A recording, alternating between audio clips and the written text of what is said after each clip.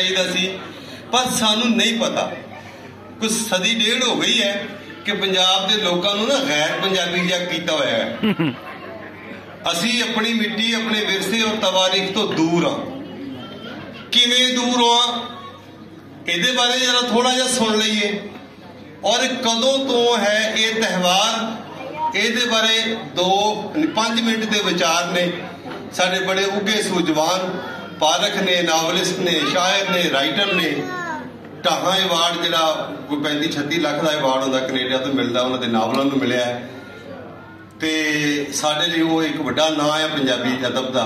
सो तुहाडे सारिਆਂ ਦੀਆਂ ਤਾੜੀਆਂ 'ਚ 5 मिनट 'ਚ विसाखी त्यौहार बारे तुहानूं दस्सण लई तशरीफ लिआंदे ने जनाब नैन सुख जी।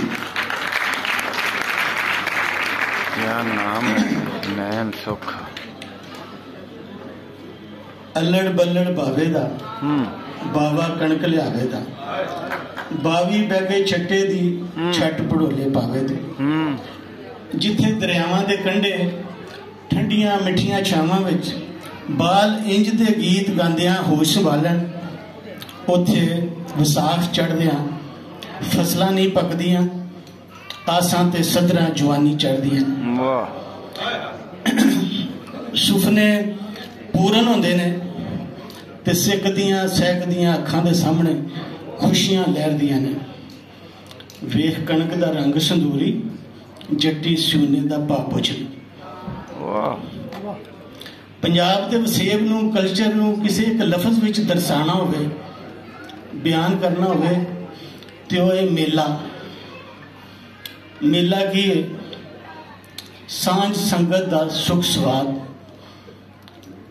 वंड खाओ ते खंड खाओ, खेड तमाशे, मिलन वर्तन ते पीर दुआरे हाजरी, सोहनी दा दीदार नाले मच्छां दा व्यापार।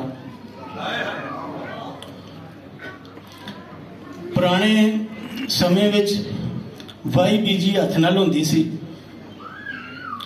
रंबा, दातरी, करा, कई,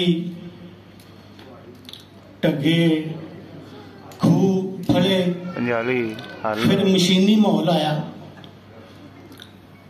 ट्रैक्टर, ट्यूबवैल, थ्रैशर, हारवैस्टर। वेले ते वस्त वलेवे दे बदलाव नाल पंजाब दा सुभाव नहीं बदलिया।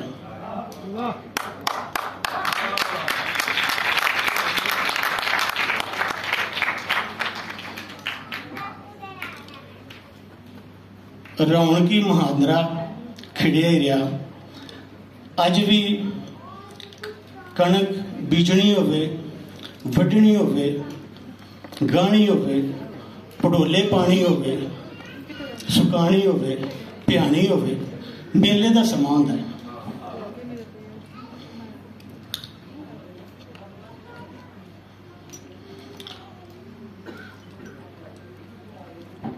ते किसान दा हर वेले वाह मौसमां नाल रहिंदा है। नेरी बदल, धुप ते छां ओहदे वस विच नहीं होंदी।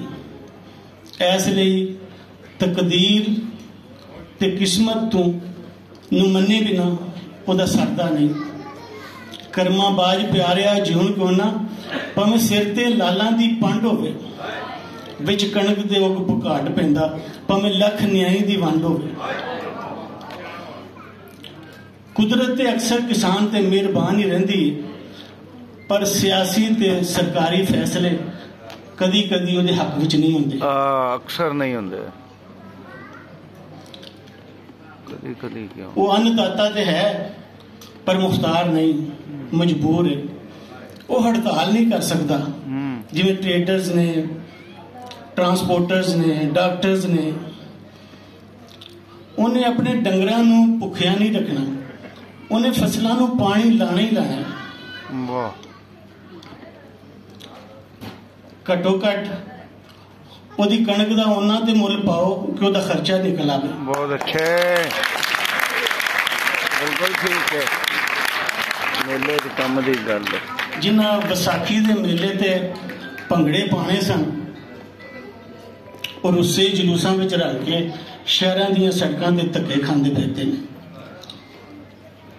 ये उक्का मुनासिब नहीं, तो यह भी वाजिब नहीं कि पंजाब के इस मौसमी त्यौहार नूं गैर इस्लामी कह के कोई मजहब का ठेकेदार भंडदा फिरे।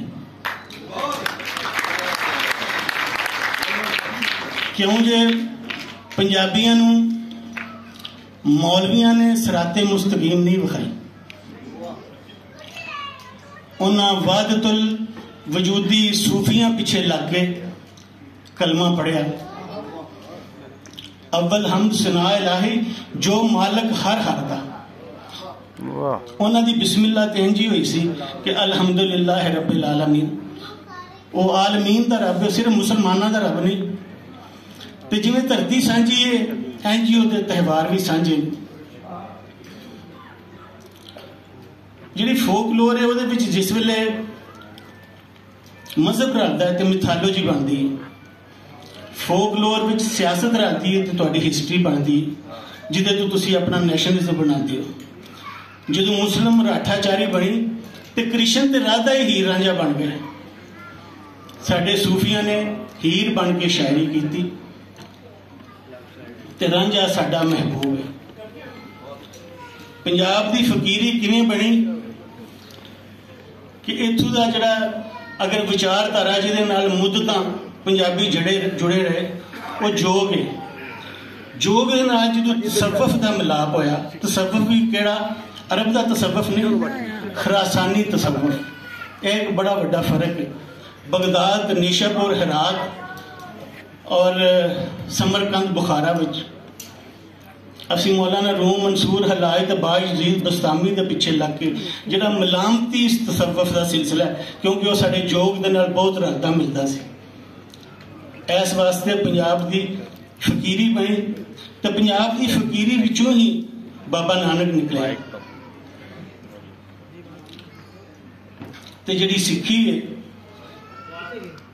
वो पंजाब के प्रचलित वसेब विच प्रवान हुई। जे विसाखी वाले दिन खालसा शुरू होया तो इसका मतलब यह नहीं कि विसाखी सिख हो गई। ये त्यौहार सारे के सारे साडे सांझे ने, वो बसंत होवे, वो लोहड़ी होवे, वो भावें विसाखी होवे। ये विदाई दे वेले फतवा नहीं, सुख सुनेहा। मुक्की कणकां दी राखी, वो जट्टा आई विसाखी।